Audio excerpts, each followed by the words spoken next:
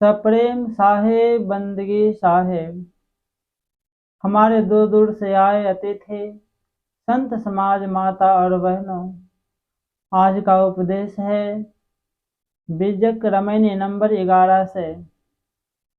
आंधर गोष्ठ श्रेष्ठ भाव बौरे, तीन लोक में लागो ठगोरे।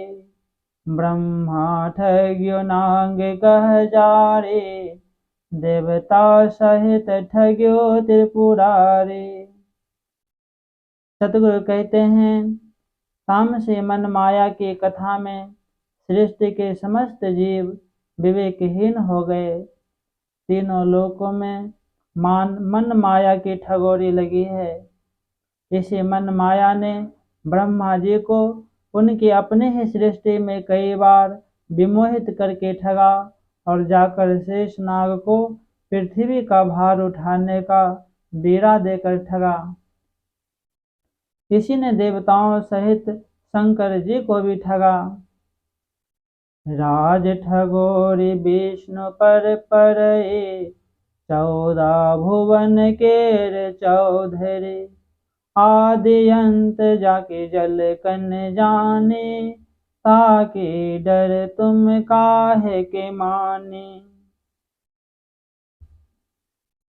14 भुवन के स्वामी विष्णु जी पर भी माया की ठगोरी सृष्टि राज्य के संचालन रक्षा कार्य के रूप में पड़ी।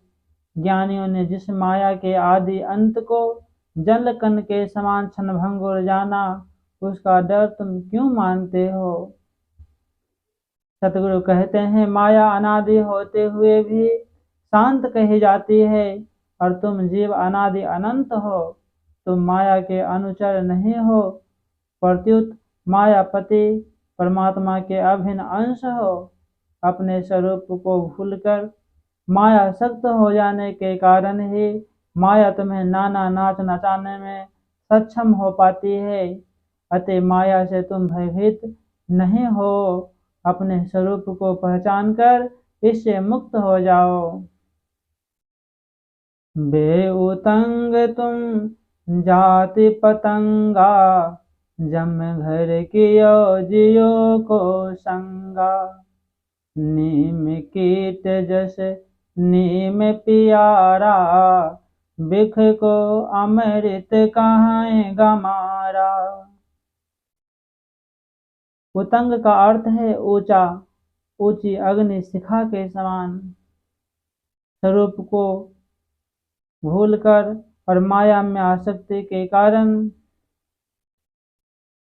स्वरूप की विस्मृति और माया में आसक्ति के कारण वह माया ऊंची अग्नि शिखा के समान हुई।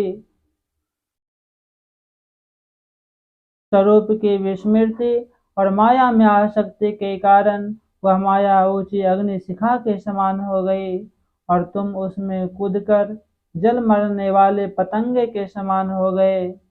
तुमने अपने जीव को जम घर तुल्य विनाशी शरीर, संसार, वासना, तृष्णा में आसक्त किया है। जैसे नीम के कीड़े को नीम ही प्यारा लगता है, वैसे ही अज्ञानी लोग विषय तुल्य मार डालने वाले और स्वरूप बोध से च्युत करने वाले शरीर, संसार, विषय भोग को अमृतवत कहते हैं। बिख के संग कवन गुण होई, किंचित लाभ मूल गौ खोई। बिख अमृत गौ एक शानी, जिन जाने तिन बिख कहीं मानी। बिख का अर्थ है विष से, मूल का अर्थ है आत्म सुख। सतगुरु कहते हैं, विष तुल्य शरीर, संसार, विषय भोग की आसक्ति में पड़कर कौन भलाई हो सकती है। विषय संजोग से किंचित सुख मिल सकता है, परंतु उससे स्वरूप बोध एवं आत्म सुख खो जाता है। अविवेकियों ने अधर्म, हिंसा, नशा, विषय सेवन और धर्म को एक ही में मिला दिया है। परंतु जो इसे जानता है वह अधर्म मिले धर्म को विष ही मानता है। होली के अवसर पर नशा सेवन और दूसरों की फसलों आदि को अगजा में जलाने के लिए चोरी, दीपावली के अवसर पर जुआ, दुर्गा पूजा, बकरी ईद आदि के अवसर पर बलि, जिहाद या धर्म के नाम पर हत्या, लूट, सांप्रदायिकता, उच्च नीच, भेदभाव, नफरत, क्रूरता, आगजनी आदि पापों को लोगों ने धर्म सम्मत ग्रह समझ लिया है, परंतु विवेकी उसे अधर्ममय जानकर विष तुल्य त्याज समझते हैं। याद रखें, धर्म की खोल ओढ़ लेने पर भी अधर्म धर्म नहीं हो जाता। सतगुरु कहते हैं, काह भय नर शुद्ध बेशुद्धा, बिनु परचय जग बूरल बुद्धा, मत के हीन कवन गुण कहीं, लालच लागे आशा रहे। अज्ञान में मूर्छित है मानव, कुल गोत्र से शुद्ध होने से क्या हुआ। आत्म परिचय के बिना बुद्धिमान विद्वान भी संसार समुद्र में डूब गए। बुद्धहीन लोग कौन से सद्गुण को कह सकते हैं।